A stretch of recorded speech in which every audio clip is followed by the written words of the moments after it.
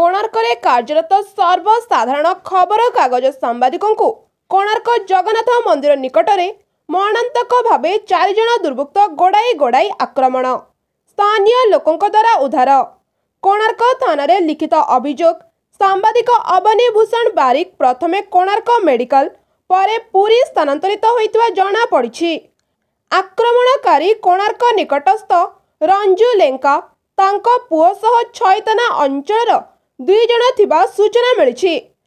Konark police अभियोग पाई 4 जण दुर्वृत्त को खोजुथुवा बेले ए पर्यंत कहारी को धरी नथिबा को नहीं कोणार्क सांबादिक दुख प्रकाश करिसंती। जदि आज 4 जण को गिरफ न करा जाए आगामी दिन में कोणार्क सांबादिक संघ थाना सम्मुखरे धारणा देबा सूचना दैछंती। मो सांबादिक अवनीभूषण बारिक मो सर्वसाधारण खबर कागज प्रतिनिधि भाव कोणार्क करने कार्य कर आज अचानक खबर पाली जे पुरी कोणार्क बेलामार्ग नियाखिया ब्रिज निकट जंगल निया लगी मुझे मोर सांग पूर्णचंद्र मुदुली सहित बाइक रे जाइकरी खबर संग्रह करी मु 4:10 मिनट कोणार्क आसी पहुँचिक गांगुराम मंदिर सम्मुख रास्ता गांगुराम स्वीट सामने विद्याधर साहू दुकान बेंच रे बसिक आम 2 जण जस्ट थंडा पीवा को गला बेलू राउलपटना ग्रामर रंजू लेंका नामक दुर्वृत्त एक खंडा और तांको पुओ नट लेंका एक रड धरिकी मते गाली गुलज करी आसी साथी आउ 2 जण छैतना ग्रामर जड़े लोक बोली मत जड़े सेठारे कहले जड़े युवक थिला आउ जड़े थे 4 जण अचानक मते मो उपर आक्रमण कले गाली गुलज करी प्रथमे मो मोबाइलटा छड़े नहीं तले फोपाड़ी भांगीदे तापरे मते आक्रमण कले संघबद्ध भाव आक्रमण कले मते मुथा मारी चलले आ किए रड्रे पिटला मु एकुटिया थाए आ मो साथी थाए मो साथी छड़े पारे से मो आखि रे गभीर आघात लगी मोर नाक रू प्रबल रक्तस्राव होती। यही समय उपस्थित अन्य दुकानी भाई मैंने आसिक पहुँचिक मत उद्धार कले तापर से मो पकेट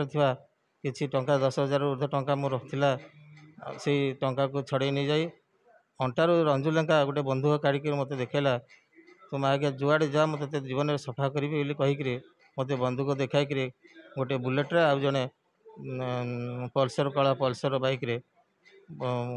समस्ते से फेरार होते घटनास्थल।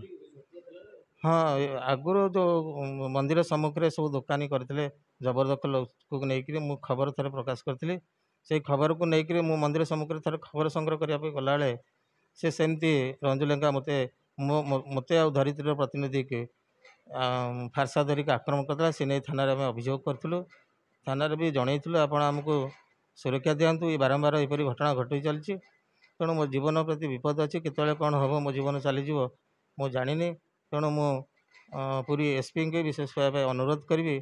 सांबादिक कार्यक्षेत्र में कार्य कला बेले यही दुर्वृत्त मानक केमती तार सुरक्षा दी पार से नहीं दृढ़ पदक्षेप ने आशा करुँचे गिरफ्त करपरी दंडे दंडीकृत कर से दिखे पदक्षेप ने मु खुशी हेबी।